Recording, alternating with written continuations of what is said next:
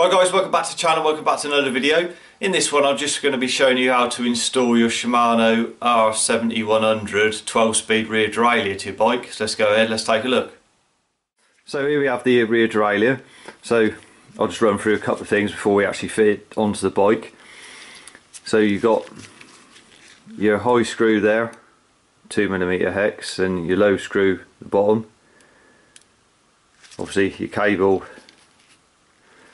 barrel adjuster there. You've got your mounting bolt to the hanger, it's 5mm hex there, and your 4mm cable pinch bolt just there. And then your pulleys, you got your guide pulley and your tension pulley, the lower one.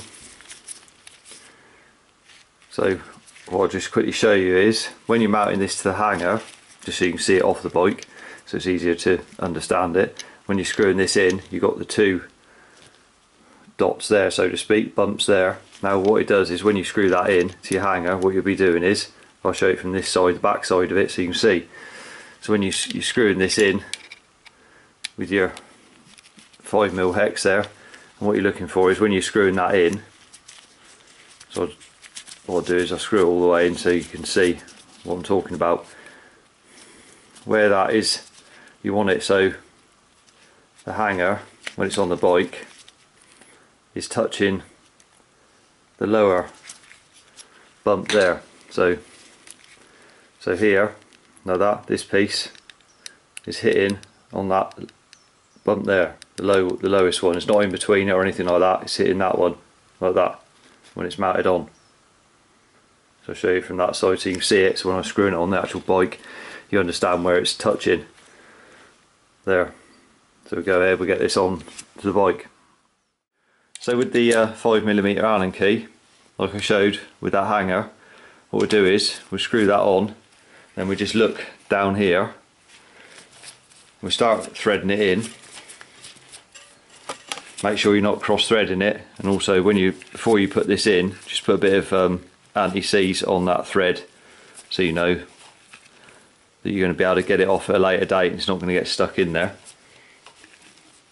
So you start it off, then start threading it in and just look down here, and as it's going in there, just make sure that it's resting on that bump that I showed like that. So make sure it's going past it like that, and then before you snug this down, make sure you just hold down on here, so push down on there so as it doesn't accidentally lift away from the derailleur hanger. As you're obviously tightening this up clockwise, it tends to lift it up off of it like that, so you've got to be touching on the hanger itself.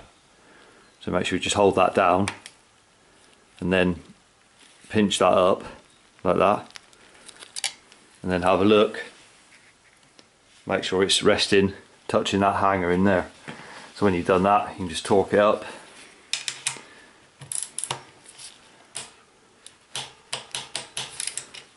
So at 8 Nm it's fine on that. So torque that down, and then so that's it actually mounted on there. Now what we do is we move on to adjusting the high and low screws, so I'll show you that in more detail. So now we're behind the derailleur. So all you do is on the cage, bottom of the cage here, you can just push forward on it so it hits the stop like that, and then push down on the cage so the cage is going down as it would be if the chain was on it. And then you can see, if you look just there, you see the guide wheel like that. So what you're looking for is that guide wheel to be just to the outside, so to speak, of the 11 tooth in the rear cassette, so in line with that.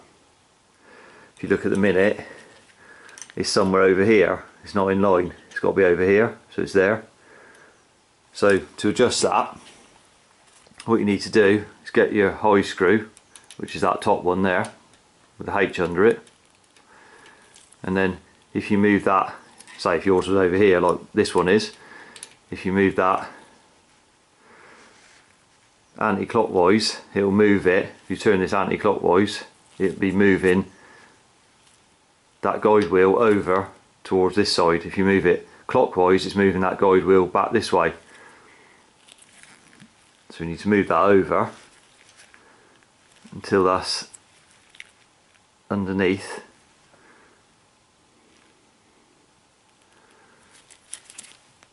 That 11.2 sprocket.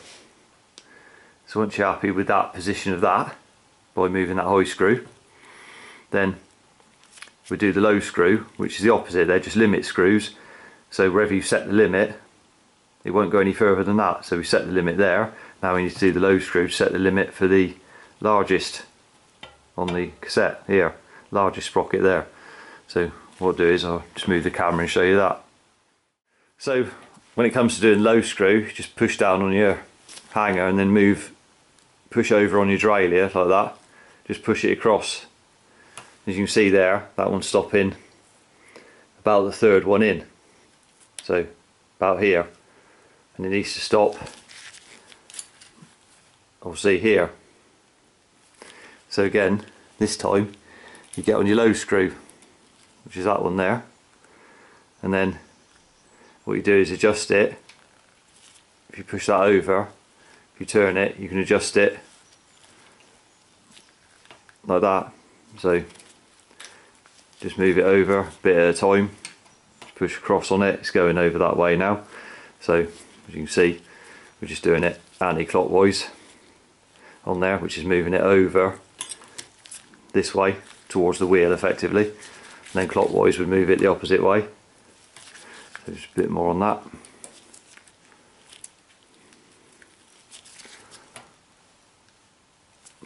That's almost right.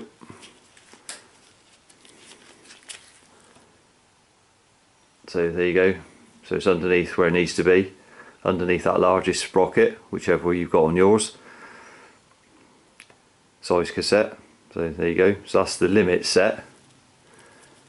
So what we need to do now is hook the cable up to the pinch bolt. So obviously you've got a new cable run through ready. So what you need to do is, with these barrel adjusters, what you want to make sure is, say if you weren't fitting a new one, or use whatever refitting your cable or something like that, what you got to check is with these is just screw it down clockwise to the bottom so it stops like that, and then just back it off about a turn and a half off the bottom, so as it's not right on the bottom. So just wind it all the way down till it stops, and then just back it off like that, so it's not at the bottom, about a turn and a half roughly. And then with your cable, just put your cable straight down through the middle of it like that, and then pull it on through. And then obviously with your outer, down through the middle of it like that. And then if you, with your 4mm Allen key, just slacken the pinch bolt a couple of turns off there, so you can just get the cable to go straight through like that. And then put it on through, and then what you want to do is to hook the cable up. Obviously you can just pull on it. You can pull on it by hand if you've got a long enough cable like that, or you can just hold on to the cable with a pair of pliers, obviously further down the cable, because you need to snip this cable down later on. And then what you want to do is, when you're pulling on that cable, is just pull it straight towards the front chain rings. So you're pulling on that, pull on it tight, and then snug that pinch bolt down. And before you do this, before you snug that bolt down and pull on this cable, go up to your shifter for the rear derailleur and shift it down as though it was set here. So shift it down to the 11 sprocket on the cassette before you hook this cable up, because if you don't, you'll go up to the shifter and wonder why when you start shifting you've only got half the gears, because the shifter wasn't in the right place before you hook the cable up. So just go ahead and shift that down to the 11 and then pull straight on the cable towards the front chain rings tight, and then snug that pinch bolt down. like that. And when you're snugging it down, make sure the derailleur is not moving as you snug that up. So when you pinch it up, make sure that the derailleur is not moving over on its own. So moving. So when you snugged it down, obviously you can just nip that up. You can torque that pinch bolt down, like 5 Newton meters on the pinch bolt, and then that's that on there. So I'll go through the next step with you. So now we've got the cable hooked up, what we do is go up to the shifter, we shift across now, make sure we've got the gears there, and it ends up under the largest at the rear on the cassette.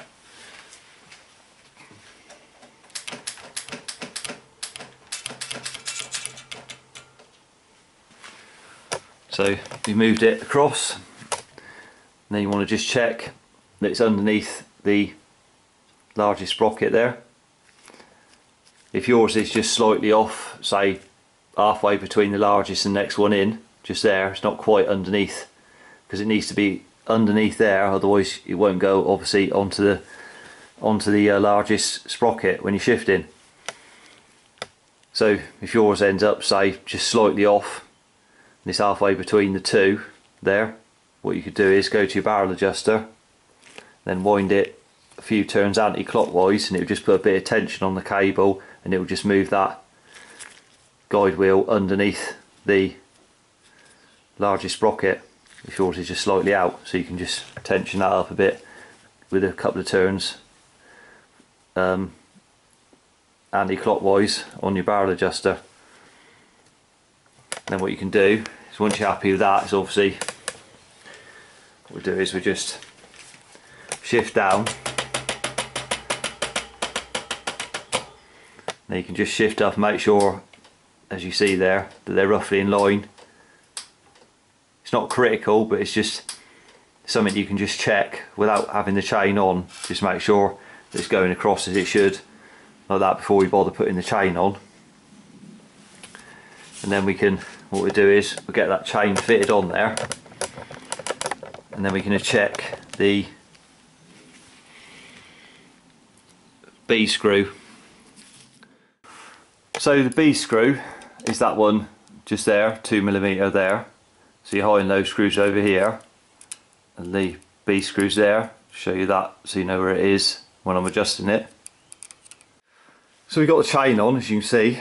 Just make sure you route the chain correctly through that guide pulley, and it's not over the top of this metal piece here, it's underneath there.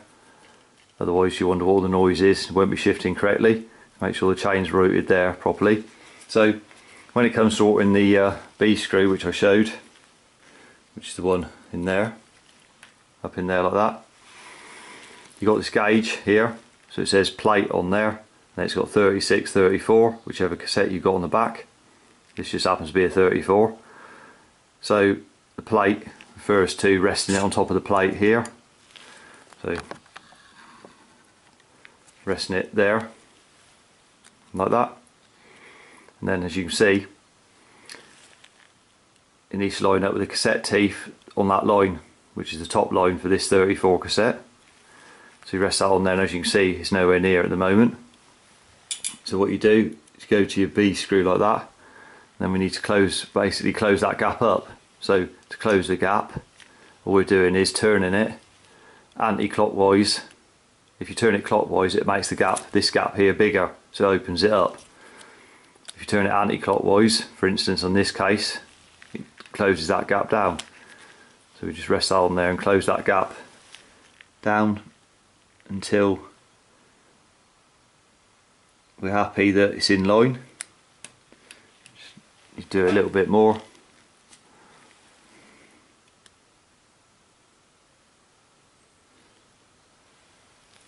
Like that. Obviously you can look through these holes here, so you can see the teeth on the cassette through these holes there when you're lining it up.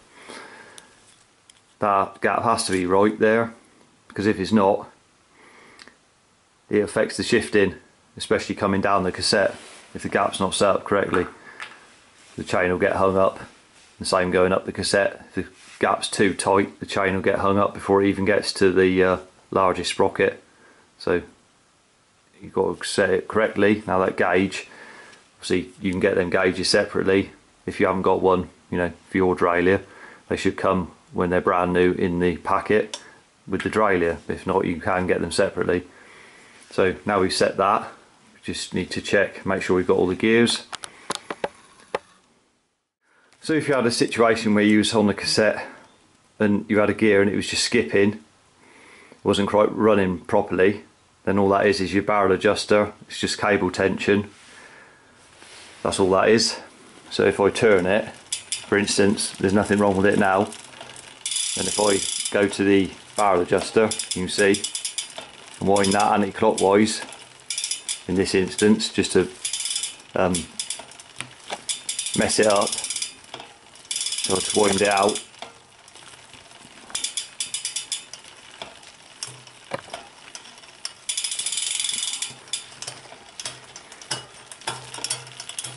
So you can hear now,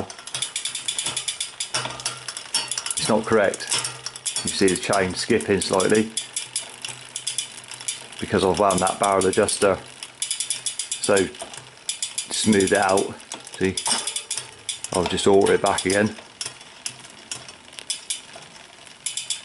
and then it'll quieten it down again. It'll be running right, so you can screw it in or out until it messes that particular gear up, like that. It's gone too far now, and then you can just adjust it back a little bit so as it quietens it down. So that's still not good. Wind it a few clicks and it's silent, like that. If you go too far the other way, it will do the same thing. It'll go out of line and adjustment again, then you'll have to do the barrel adjuster back the opposite way. And then all you need to do is, after you've done that,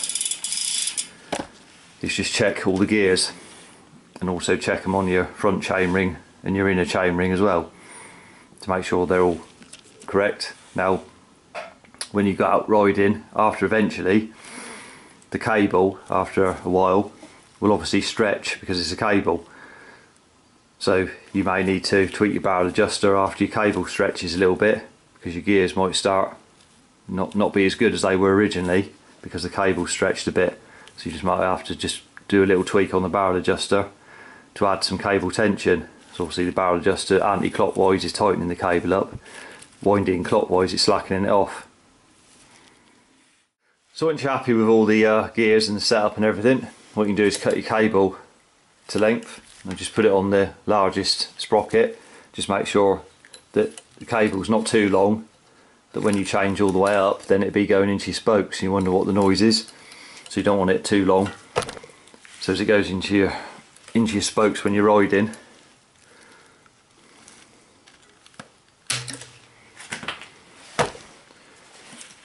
so we just snip that off and then crimp the stop on the end.